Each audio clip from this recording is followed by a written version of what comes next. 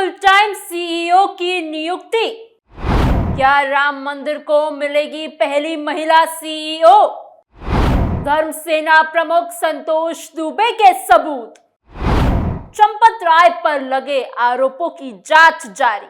अयोध्या के राम मंदिर को लेकर पिछले कुछ दिनों से लगातार बड़े खुलासे और बड़े फैसले सामने आ रहे हैं।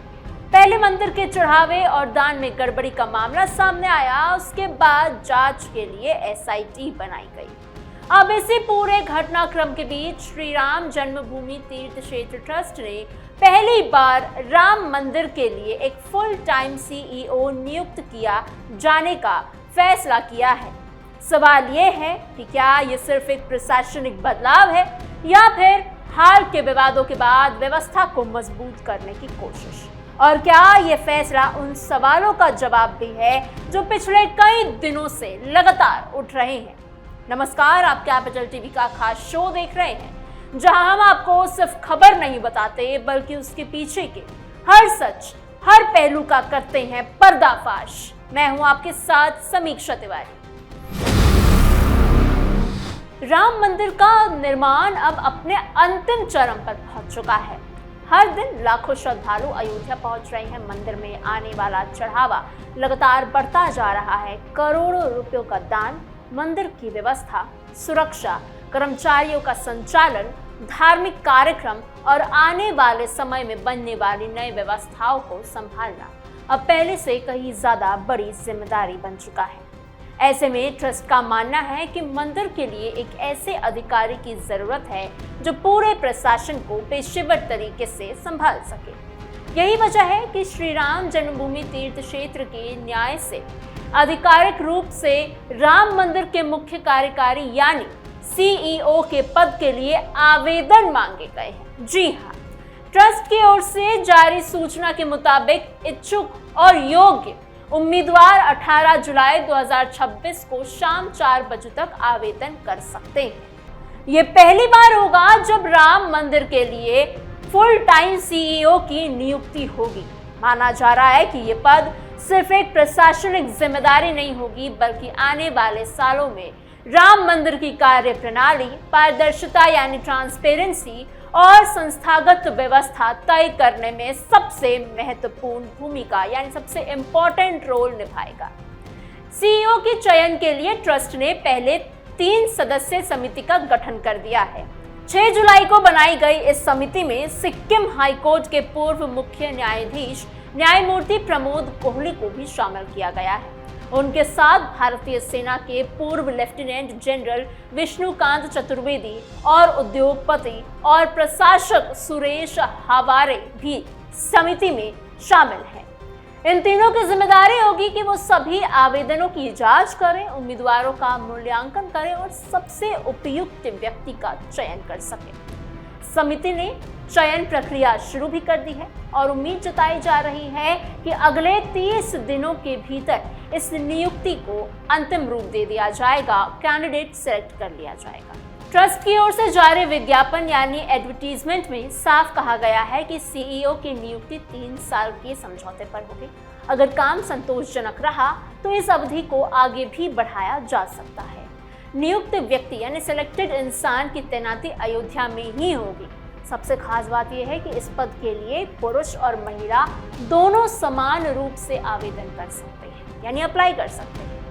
किसी एक वर्ग को कोई विशेष प्राथमिकता नहीं दी गई है। ट्रस्ट ने यह भी साफ कर दिया है कि सिर्फ सरकारी अधिकारी ही नहीं बल्कि कॉरपोरेट जगत, प्रशासनिक सेवाएं, पुलिस, सेना, अर्धसैनिक बल या किसी भी दूसरे फील्ड से, किसी भी दूसरे क्षेत्र से जो योग्य और एक्सपीरियंस्ड लोग हैं वो अप्लाई कर सकते हैं इस पद के लिए।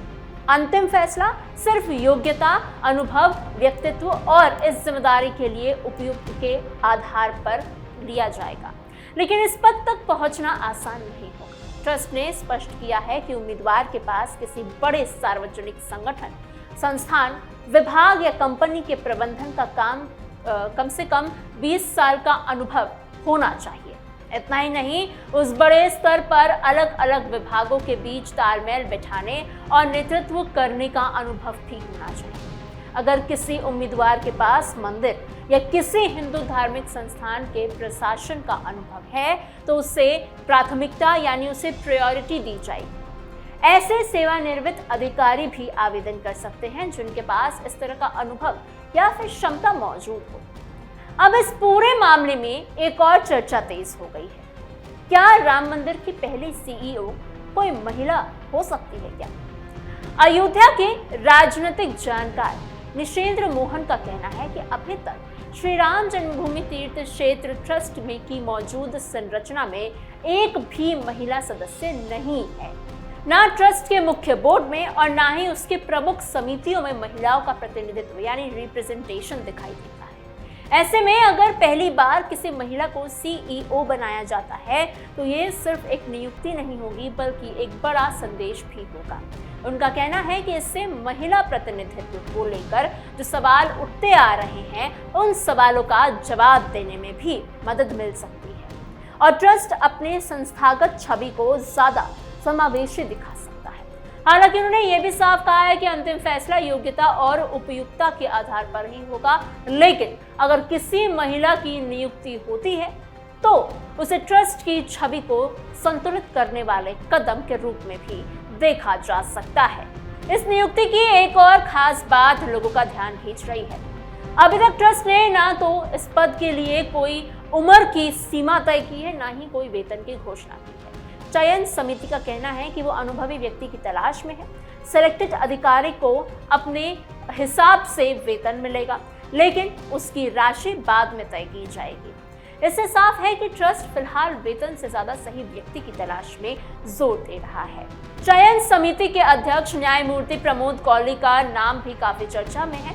वो सिक्किम हाईकोर्ट के मुख्य न्यायाधीश रह चुके हैं। सेवानिवृत्त के बाद उन्होंने कैट के अध्यक्ष के रूप में भी काम किया है। उनके लंबे समय न्यायिक और प्रशासनिक अनुभव को देखते हुए माना जा रहा है कि चयन प्रक्रिया पूरी तरह से संस्थागत और पारदर्शी रखने की कोशिश की जाएगी।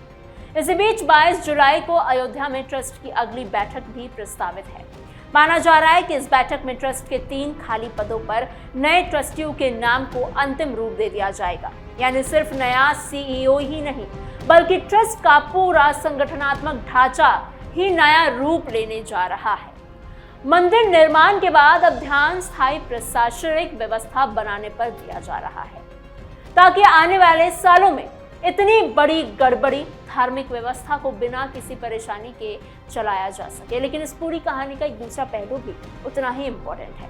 ये फैसला ऐसे समय में लिया गया है जब राम मंदिर के दान और चढ़ावे में गड़बड़ी को लेकर एसआईटी जांच कर रही है। इसी मामले में आम आदमी पार्टी के सांसद संजय सिंह के बाद अब धर्म सेना प्रमुख संतोष दुबे भी सामने आए थे। उन्होंने दावा किया कि उन्होंने चंपत राय के खिलाफ धांधली से जुड़े उनके पास कुछ दस्तावेज है, सबूत है जो उन्होंने एसआईटी को सौंप दिए हैं।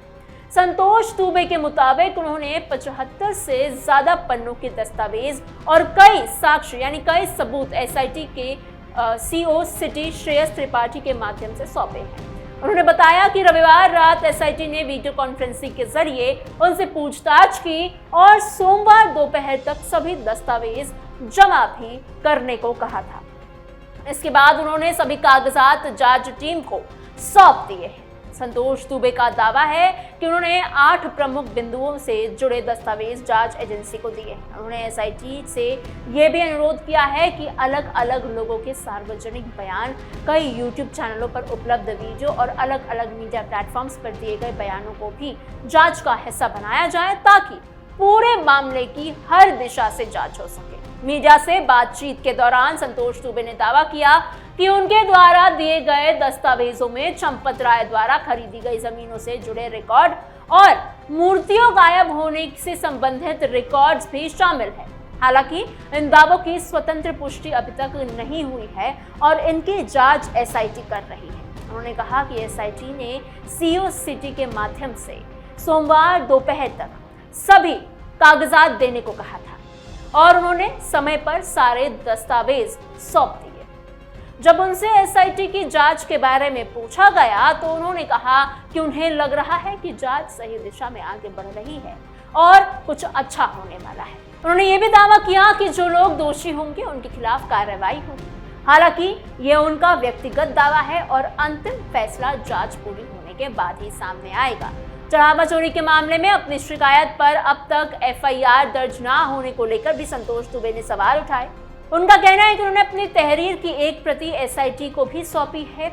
अब वो पुलिस को फिर से रिमाइंडर भेजेंगे और अगर उसके बाद भी मामला दर्ज नहीं होता तो अदालत के जरिए एफआईआर दर्ज कराने की कोशिश करेंगे। उन्होंने ये भी आरोप लगाया है कि ट्रस्ट की ओर से छोटे आरोपियों के खिलाफ तो तुरंत एफआईआर दर्ज कराई गई, लेकिन बड़े लोगों पर अब तक कोई कार्रवाई नहीं। उन्होंने दावा किया है कि ये एफआईआर खुद को बचाने के लिए कराई गई थी। हालांकि इन आरोपों की भी जांच जारी है और संबंधित पक्ष की ओर से इन पर अंतिम कानूनी स्थिति सामने आना बाकी है, इसलिए इन आरोपों को अभी केवल आरोप के रूप में ही देखा जा रहा है। अब सबसे बड़ा सवाल यही है कि क्या एसआईटी की जांच के बाद राम मंदिर ट्रस्ट के भीतर बड़े बदलाव देखने को मिलेंगे? क्या नए सीईओ की नियुक्ति सिर्फ एक प्रशासनिक जरूरत है या फिर हाल के विवादों के बाद भरोसा मजबूत करने की कोशिश भी है? क्या 22 जुलाई की बैठक में सिर्फ नए ट्रस्टी चुने जाएंगे या फिर आगे की रणनीति भी तय होगी? और सबसे अहम सवाल, क्या एसआईटी की जांच उन सभी आरोपों की सच्चाई सामने ला पाएगी जो पिछले कई दिनों से लगातार लगाए जा रहे हैं? ये सवाल है जिनके जवाब अभी आना बाकी हैं। ऐसे में देखना ये होगा कि एसआईटी की जांच में और क्या कुछ खुलासे आते हैं। नियुक्ति जब होती है सीईओ की तो उसका चेहरा कौन होता है? फिलहाल पर्दाफाश के पेशकश में इतना ही। आपकी इस पूरी खबर पर क्या राय है हमें कमेंट सेक्शन में जरूर बताइएगा। ऐसी और खबरों के लिए बने रहिए कैपिटल टीवी उत्तर प्रदेश के साथ।